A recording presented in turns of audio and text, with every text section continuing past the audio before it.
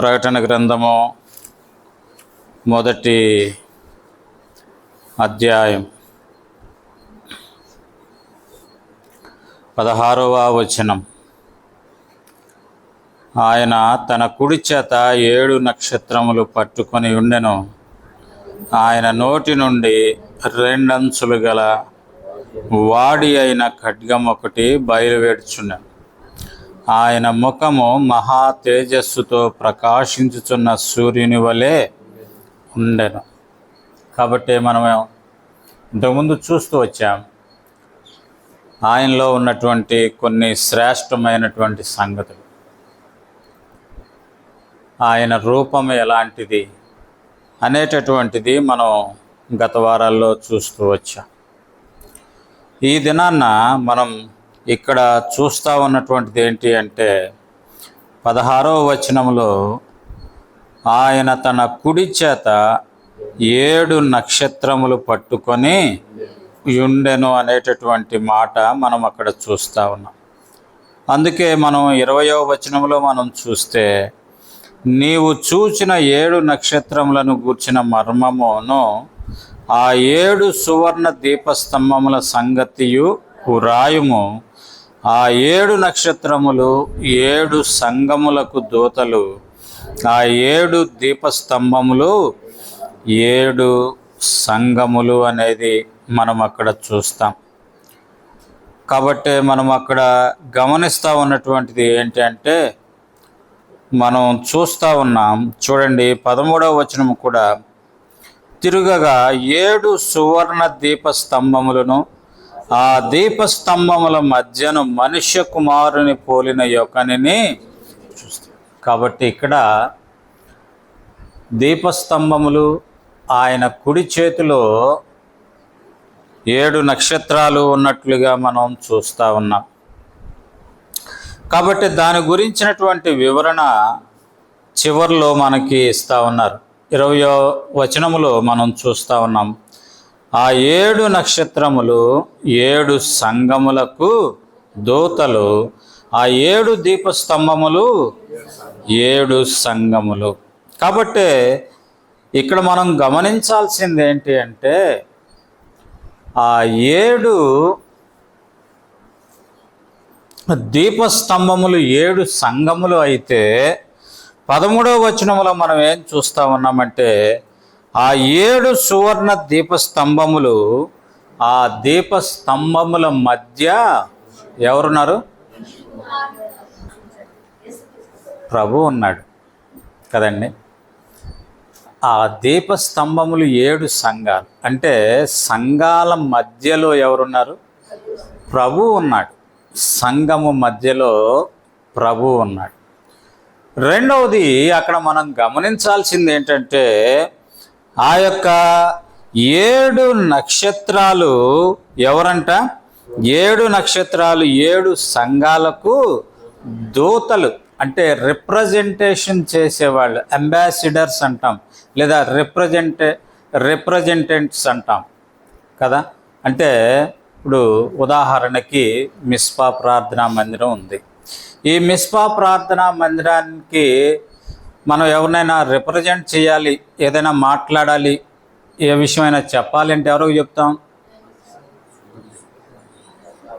సుందరరావు గారితో చెప్తాం. ఆయన రిప్రజెంట్, అంటే దీనికి ఆయన దూత, దీనికి ఆయన అంబాసిడర్, దీనికి ఆయన అంటే దేవుని అంబాసిడర్ అంటే మధ్యవర్తి అనేది మనకు అర్థమవుతుంది. ఇప్పుడు ప్రపంచంలో ఉన్న గుర్తించబడినటువంటి దేశాలలో ప్రతి దేశానికి కూడా అంబాసిడర్స్ ఉంటారు. భారతదేశం ఉంది. భారతదేశం ఏ ఏ దేశాలనైతే గుర్తిస్తుందో, అర్థమైంది కదండి, భారతదేశము ఏ ఏ దేశాలనైతే గుర్తిస్తుందో ఆ దేశాలలో తన ప్రతినిధులుగా ఉంచుతుంది ఒక వ్యక్తిని. అంబాసిడర్ అంటాం వాళ్ళని. అక్కడ ఒక కార్యాలయం, ఆయన కింద కొంతమంది పనుల వాళ్ళు, వీళ్ళందరూ ఉంటారు. దాని కొరకు ఒక ప్రత్యేకమైనటువంటి ఎగ్జామ్ కూడా మనకుంది. ఏంటది? సివిల్ సర్వీస్లో ఐఎఫ్ఎస్ అంటాం, ఇండియన్ ఫారిన్ సర్వీస్. ఈ ఇండియన్ ఫారిన్ సర్వీస్ అంటే సివిల్ సర్వీస్లోనే ఆ యొక్క భాగాలు. మొదటిది ఐఏఎస్, ఇండియన్ అడ్మినిస్ట్రేటివ్ సర్వీస్ కదా. సహజంగా వాళ్ళనే కలెక్టర్స్గా, చీఫ్ సెక్రటరీస్గా వాళ్ళని నియమిస్తారు. రెండవది IPS, correct, IPS, Indian police service. వీళ్ళని ఎస్పీలు లేదా డీజీపీ స్థాయి వాళ్ళని. మూడవది ఐఆర్ఎస్, అంటే ఐఆర్ఎస్లో రెండు ఉన్నాయి. ఒకటి ఇండియన్ రెవెన్యూ సర్వీస్. ఈ రెవెన్యూ సర్వీస్ వాళ్ళే కమర్షియల్ ట్యాక్స్ ఆఫీసర్స్గా, ఇన్కమ్ ట్యాక్స్ ఆఫీసర్స్గా ఉంటారు. రెండవది ఐఆర్ఎస్ అంటే ఇండియన్ రైల్వే సర్వీస్, దానికి అధికారులుగా ఉంటారు. తర్వాత నాలుగవది ఐఎఫ్ఎస్, ఇండియన్ ఫారిన్ సర్వీస్. వీళ్ళని విదేశాలలో మన దేశం తరపున ప్రతినిధులుగా ఉంచుతాం. ఉదాహరణకి పాకిస్తాను ఇప్పటికీ కూడా ఇజ్రాయెల్ని గుర్తించల. ఇజ్రాయెల్ని ఒక దేశంగా పాకిస్తాన్ గుర్తించల ఇప్పటికీ కూడా. కాబట్టి పాకిస్తాన్ తరపున ఇజ్రాయెల్లో ఎవరు ఉండరు, రాయబారులు. కానీ భారతదేశం గుర్తించింది ఇజ్రాయెల్ని ఒక దేశంగా. కాబట్టి మన దేశం తరపున అక్కడ ఒక రాయబారి ఉంటాడు, ఒక కార్యాలయం ఉంటుంది. అలాగే సంఘము అనేది ఎన్నో భాగాలు ఉంటాయి. సంఘం అంటే ఆ సంఘాన్ని రిప్రజెంట్ చేసేటటువంటి వాళ్ళే దూతలు. ఆ దూతకి ఇక్కడ పెట్టబడినటువంటి పేరేంటంట, నక్షత్రము అని పెట్టాడు. నక్షత్రం. ఆ నక్షత్రాలు ఎక్కడున్నాయి? ఇక్కడ చూడండి వాక్యంలో. ఆ నక్షత్రాలు ఎక్కడున్నాయి? ఆయన కుడి చేతిలో ఉన్నాయి. 16వ వచనం మనం చదివింది అది. అందుకేనండి నేను చెప్తుంది. ఆయన తన కుడి చేతిలో 7 నక్షత్రాలు కదా. అంటే వాళ్ళు ఎక్కడున్నారు? ఆయన చేతిలో కదా. కాబట్టి ఇది ఒక పరిపాలనా విధానము కదా. ఇది ఒక పరిపాలనా విధానం. ఆయన మనుష్య కుమారుడు అక్కడున్నాడు. ఆ మనుష్య కుమారుడు ఎక్కడున్నాడు? సంఘాల మధ్య ఉన్నాడు. అన్నిటికీ కేంద్ర స్థానం ఆయన. ఈ సంఘాలకు చెందినటువంటి దూతలు ఎక్కడున్నారు? ఆయన చేతిలో ఉన్నారు. అంటే సంఘమంతా కూడా ఎవరి ఆధీనంలో ఉంది అంటే ఆయన ఆధీనంలో ఉంది. కాబట్టి ఆయన యొక్క ఆధీనంలో ఉంటేనే తప్ప సంఘము క్షేమముగా ఉండదు. ఆయన కుడి చేతిలో సంఘము. ఇప్పుడు అర్థమైందండి. అక్కడ చెప్పబడినటువంటి మాట ఇప్పుడు అర్థమైంది కదా.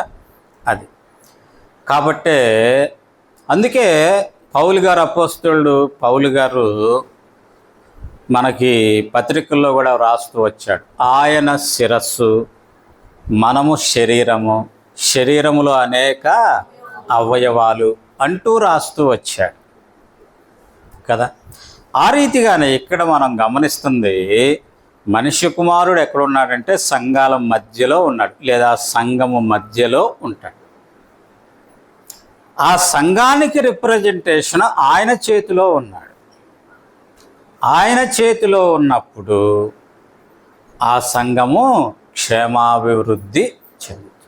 అయితే ప్రశ్న ఏంటి అంటే, ఈనాడు ఎందుకు సంఘాలలో క్షేమం లేదు? ఈనాడు సంఘాలలో కలతలు, కలవరింతలు, ఘర్షణలు ఇవన్నీ ఉన్నాయి. కారణం ఏంటంటే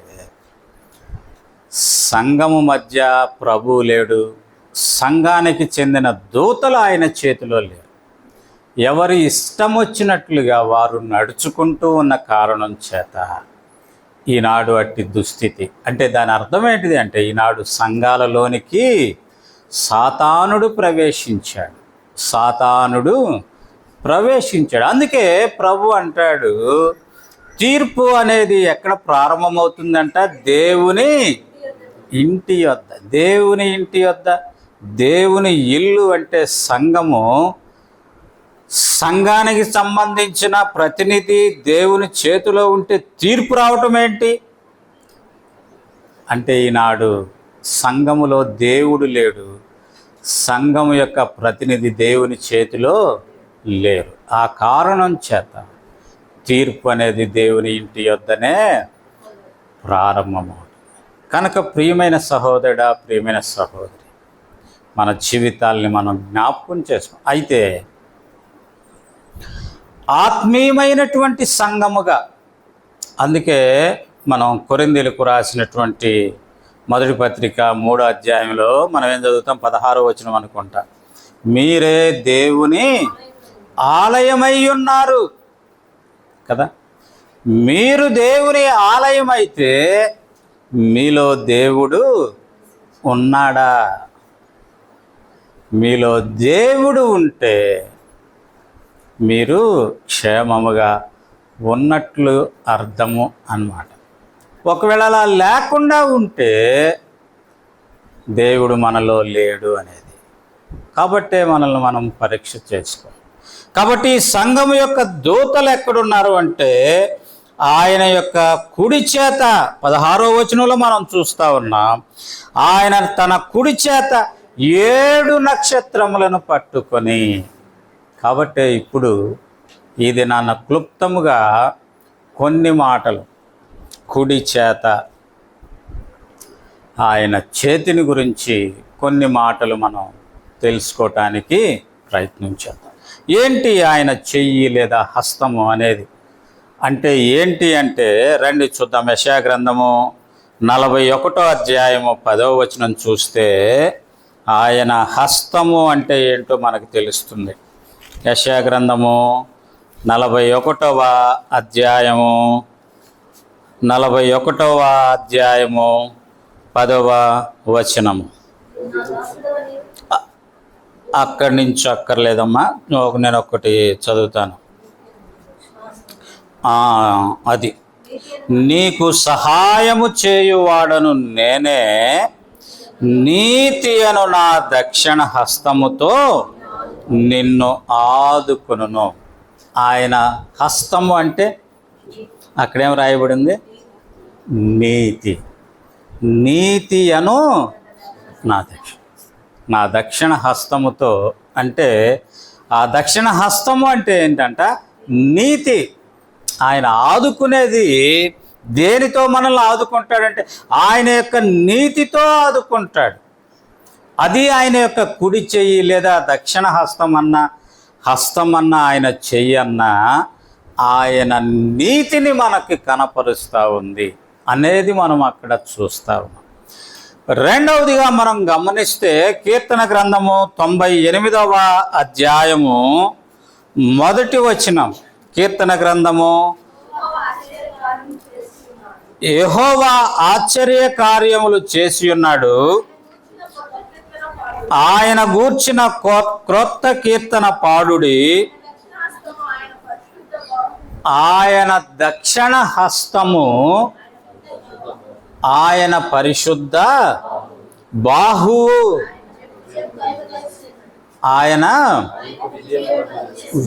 ఆయనకు విజయము కలుగజేసి. ఆయన దక్షిణ హస్తము ఆయన పరిశుద్ధ. కాబట్టి ఆయన హస్తం అంటే ఏంటి? మొదటిది నీతి, రెండవది ఏంటి? పరిశుద్ధత అనేది మనం చూస్తా ఉన్నాం. మూడవదిగా 89వ కీర్తన 13వ వచనం. 89వ కీర్తన 13వ వచనం. ఎలాంటిది ఆ హస్తం అంటే పరాక్రమము గల బాహువు నీకు కలదు, నీ హస్తము బలమైనది. నీ దక్షిణ హస్తము.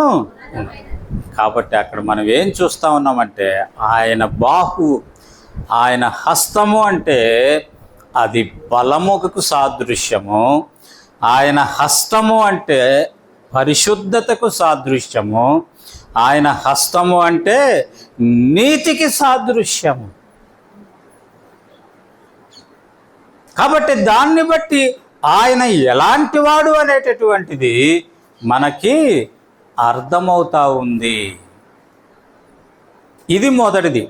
అంటే కొన్ని విషయాలు చూస్తే చాలు, మొత్తం చూడాలంటే మనం బైబిల్ మొత్తం తీయాలి, చూడలేం కదా, కొన్ని చాలు. కాబట్టి ఆయన హస్తము ఎలాంటిది అంటే నీతి, ఆయన హస్తము పరిశుద్ధత, ఆయన హస్తము బలం. అయితే ఈ హస్తము, ఆయన హస్తము చేసే పనులేంటి అనేవి కొన్ని చూద్దాం. ఉదాహరణకి టీచర్ గారు స్కూల్కి వెళ్తున్నాం, టీచర్ గారు హోంవర్క్ ఇచ్చింది, ఒక 5 ప్రశ్నలు ఇచ్చింది.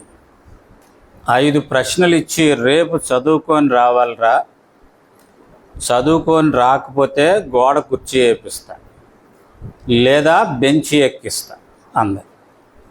సరే, తెల్లారి పిల్లలు వెళ్ళారు. పిల్లలు వెళ్ళిన తర్వాత ఆమె పీరియడ్ వచ్చినప్పుడు వచ్చింది టీచర్ గారు వచ్చి ఎరా ఏమ్మా చదువుకొచ్చారా అంటే అందరూ ఏమంటారు, తలాడిస్తారు. తలాడిచ్చినప్పుడు ఆమెకు తెలిసి ఎవడు చదివినాడో ఎవడు చదవనాడో కదా. అరే నువ్వు లేవురా, ఈ ప్రశ్నకి సమాధానం చెప్పరా అంటది. ఆమెకి ఇష్టం వచ్చిన ఒక ప్రశ్న, ఆ 5లో ఒక ప్రశ్నకు సమాధానం చెప్పరా. వాడు చెబితే అన్నీ చదివినట్టే కదా. ఒకవేళ చెప్పలేదనుకోండి వాడు చదవనట్టు కదా. కాబట్టి వాడు చదివాడా లేదా అనేది టెస్ట్ చేయడానికి ఒక ప్రశ్న చాలు కదా మనకు. అందుకే పెద్దోళ్ళు ఒక సామెత, ఏంటది, అన్నం ఉడికిందా లేదా అనేది అన్నం అంతా పట్టుకో అక్కర్లా, ఒక్క మెతుకు పట్టుకొని చెప్పచ్చు అట్లా కదా. ఆ రీతిగా ప్రభువు చేసేటటువంటి పనులు అన్నీ మనం వివరించాలంటే మన వల్ల కాదు. అందుకే ఆయన యొక్క ప్రేమను వర్ణించటానికి భూలోకమే చాలదంట కదా ఆయన కార్యాలు. అందుకనే ఆయన చేసే కార్యాలు కొన్ని. కీర్తన గ్రంథం 118వ అధ్యాయము 15, 16 వచనాలు. కీర్తన గ్రంథము 118వ అధ్యాయము 15, నీతిమంతుల గుడారములో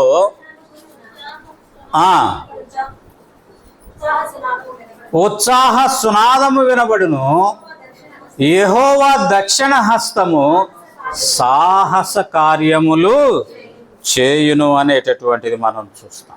యెహోవా దక్షిణ హస్తము సాహస కార్యాలు చేస్తాం. అందుకే యెషయా గ్రంథం 48వ అధ్యాయం 13వ వచనాన్ని కనుక మనం చూస్తే, 48వ అధ్యాయము 13వ వచనం చూస్తే, నా హస్తము భూమికి పునాది వేసినది, నా కుడి చెయ్యి ఆకాశ వైశాల్యమును వ్యాపింపచేసి. కాబట్టి ఆయన చేసినటువంటి కార్యాలు. అంతేకాదు ఆయన హస్తం ఎలాంటిదంట, 40వ అధ్యాయము యెషయా గ్రంథం 40వ అధ్యాయము మనం చూస్తే గనక 12వ వచనం ఒక మాట, తన పుడిసిటితో జలమును కొలిచిన వాడెవడు, జ్ఞానతో ఆకాశమును, దేంతో అంట,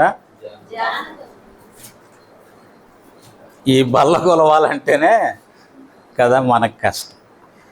కానీ ఆయన జ్ఞానతో ఆకాశాన్ని, కాబట్టి ఆయన కుడి హస్తము సాహస కార్యాలని చేస్తుంది. రెండవదిగా 63వ కీర్తన 8వ వచనం.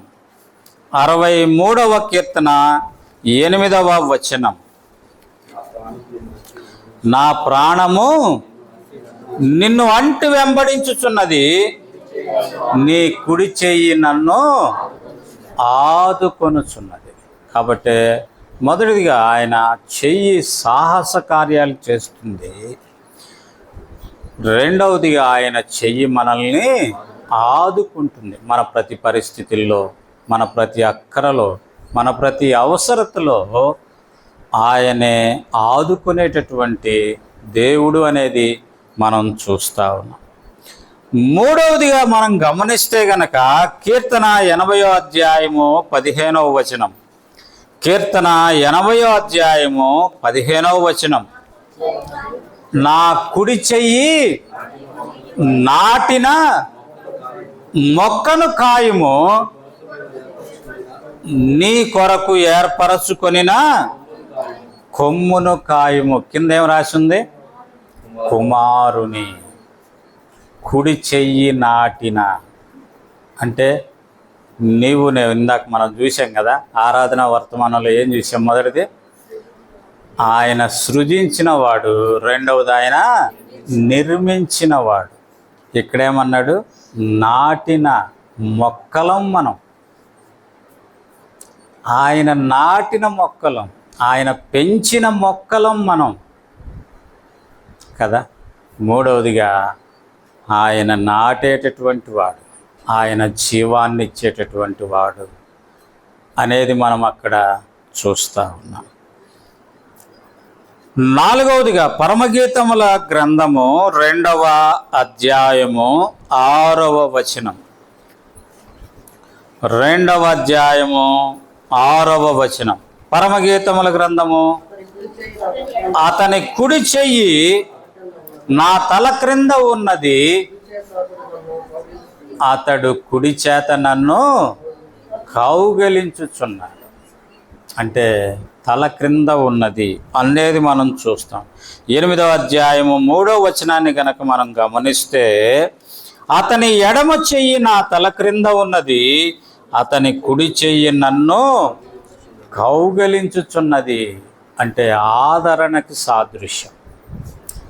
ఆదరించేటటువంటి హస్తం, సాహస కార్యాలు చేసే హస్తము, ఆదుకునే హస్తము, నాటి పోషించే హస్తము, ఆదరించే హస్తము.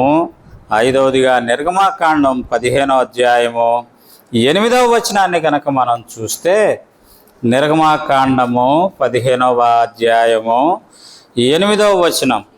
నీ నాసికారంధ్రముల ఊపిరి వలన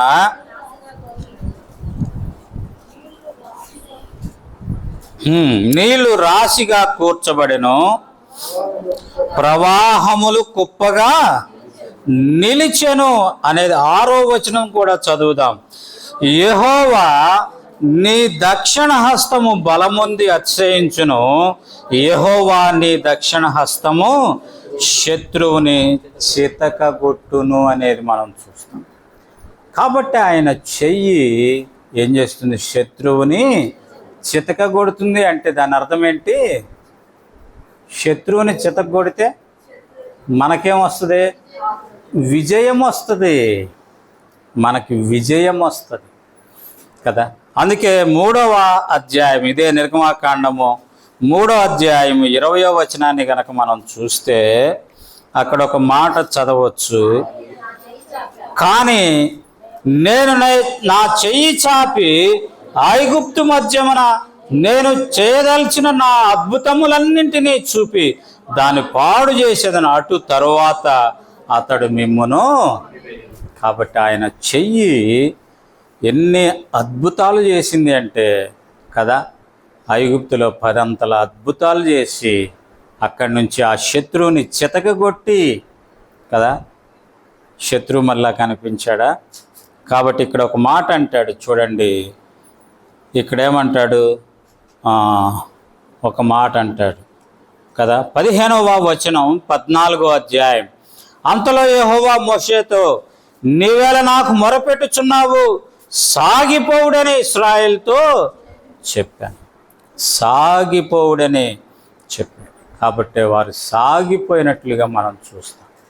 ఐగుప్తీయులు సముద్రము పాలైపోయినట్లుగా చూస్తాం. కాబట్టి దేవుడు తన ప్రజలకు విజయాన్ని ఇచ్చేటటువంటి దేవుడు అనేటటువంటిది మనం చూస్తాం. కాబట్టి ఆయన హస్తము ద్వారా మన జీవితాల్లో ఏం కలుగుతుంది అనేది మనం చూసాం. అయితే ఈ మూడవదిగా చివరిలో మనం ఏమి చూద్దామంటే ఆయన చేతిలో ఏమున్నాయి.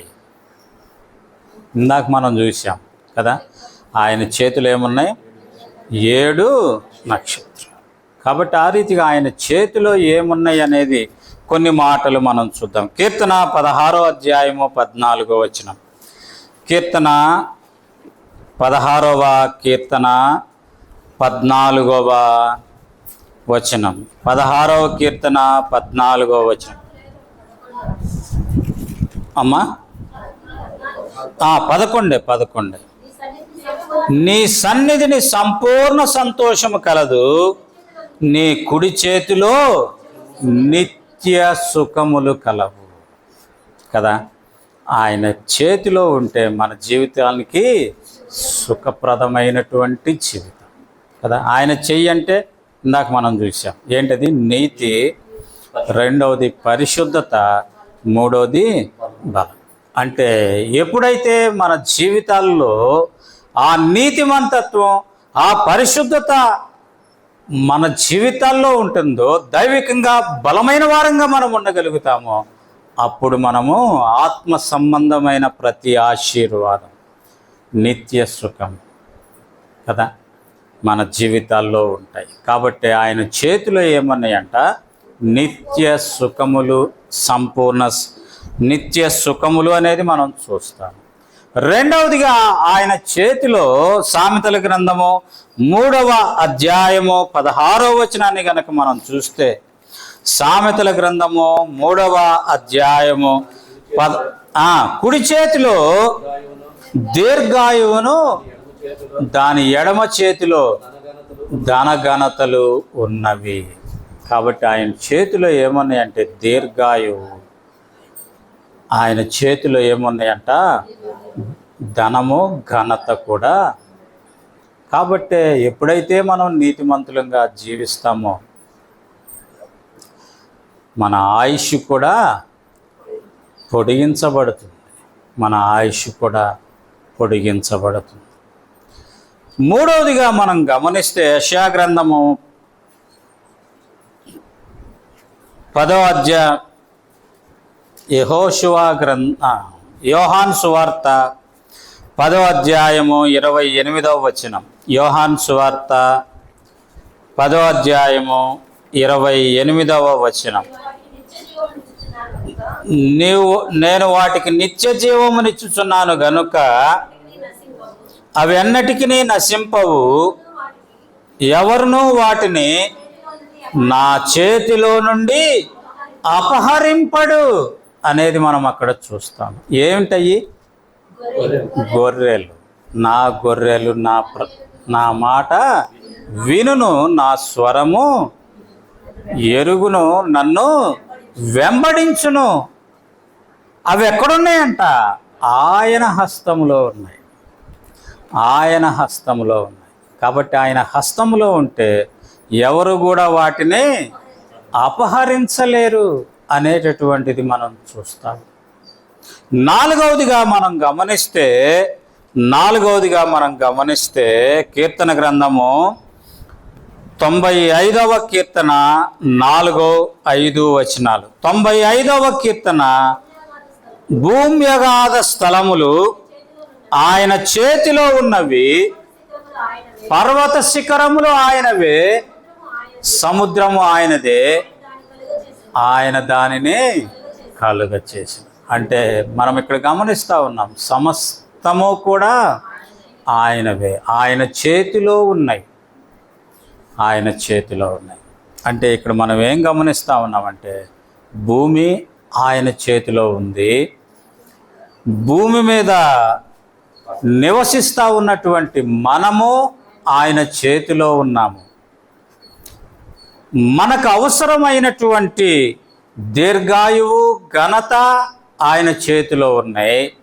నిత్య సుఖాలు ఆయన చేతిలో ఉన్నాయి. అయితే ఐదవదిగా ఆయన చేతిలో ఇంకా ఏముంది అంటే, మత్తయి సువార్త మత్తయి సువార్త 10వ అధ్యాయము 28వ వచనం. మత్తయి సువార్త 10వ అధ్యాయము 28వ వచనం. అమ్మా, ఆత్మను చంపనేరక దేహమునే చంపువారికి భయపడకుడి గాని ఆత్మను దేహమును కూడా నరకములో నశింపజేయువానికి మిక్కిలి భయపడుడి అనేది మనం అక్కడ చూస్తూ ఉన్నాం. 3వ అధ్యాయము మత్తయి సువార్త 12వ వచనం. 3వ అధ్యాయము, ఆయన చేట ఆయన చేతిలో ఉన్నది, ఆయన తన కళ్ళమును బాగుగా శుభ్రము చేసి గోధుమలను కొట్టులో పోసి ఆరని అగ్నితో పొట్టును కాల్చివేయనని వారితో ఏముందంట? 5వదిగా ఆయన చేతిలో ఏముంది? చేట. కాబట్టి పైన అన్నీ ఉన్నాయి, బాగానే ఉంది. అయితే చివర్లో ఇది కూడా ఉంది, చాట కూడా ఉంది కదా. మనం ఇప్పుడంటే రైస్ మిల్లోళ్ళే కదా, దానిలో ఉండేటటువంటి చెత్త అంతా తీసేస్తున్నారు. దానిలో ఉండే మట్టి గింజలను, మట్టి గడ్డలను కూడా తీసేసి మనకేమిస్తున్నారు కదా, చక్కని తెల్లని రైసు, సర్వరోగానికి కారణమైన తెల్లని రైసు కదా. దానిలో ఉన్నటువంటి జీవం, దానిలో ఉన్నటువంటి ఆరోగ్యం, దానిలో ఉన్నటువంటి సమస్త పోషణ అంతా తీసేసి ఏమిస్తున్నారు? తెల్లని రైస్ కదా. ఇదివరలో పాత దినాల్లో మన వాళ్ళు దంపుడు బియ్యం చక్కగా ఇంట్లో దంపుకొని తినేవాడు. దంపుకొని తినటం వల్ల లాభం ఏంటి అంటే పొట్టు వరకే వెళ్ళిపోద్ది, పొట్టు వరకు వెళ్ళిపోద్ది. దాని మీద తౌడు దానికే ఉంటుంది కదా, తౌడు దానికే ఉంటుంది. ఆ తౌడులోనే అంత ఉంది. మనం అది ఎరగట్లా. తెల్ల బియ్యానికి అలవాటు పడ్డాం, రోగాలన్నీ తెచ్చుకుంటున్నాం, ఆరోగ్యం అంతా పాడైపోతుంది కదా. ఆరోగ్యకరమైనంత పశువులకి ఇస్తున్నాం, తౌడంతా తీసుకెళ్ళి ఏం చేస్తాం? కుడితి నీళ్ళలో కలిపేసి పశువులకి ఇచ్చేస్తాం.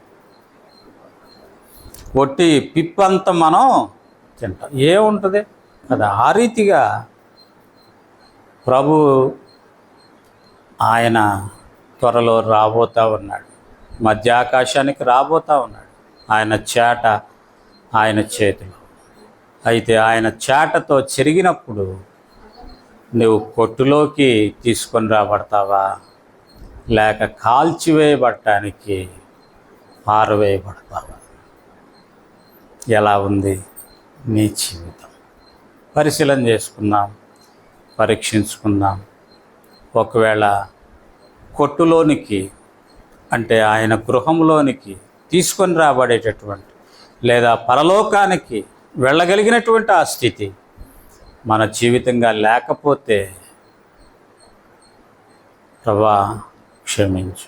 ఇదిగో ఈ స్థితి ప్రభా, నీ చెయ్యి అంటే నీతిని సూచిస్తూ ఉంది, నీ చెయ్యి అంటే పరిశుద్ధతను సూచిస్తూ ఉంది, నీ చెయ్యి అంటే ఆత్మీయంగా బలమైనటువంటి స్థితిని సూచిస్తూ ఉంది. ప్రభా, అనేక పర్యాయాలు నేను నీతి బాహ్యమైన స్థితిలో, అనేక పర్యాయాలు నాయన పరిశుద్ధతను కోల్పోయే స్థితి, అనేక పర్యాయాలు ఆత్మీయంగా బలహీనమైనటువంటి స్థితి నా జీవితంలో ఉంటా ఉంది. ప్రభా, నీ చేతిలో నేను ఉండలేకపోతా ఉన్నా. నీ చేతిలో నుండి నీవు చెరిగినప్పుడు నీ కొట్టులోనికి రాలేని స్థితిలో ఉంటా ఉన్నా. ప్రభా, నన్ను క్షమించు, నన్ను కనికరించు, నన్ను కనికరించు అంటూ ప్రభు సన్నిధిలో మనం క్షమాపణ కోరటం ద్వారా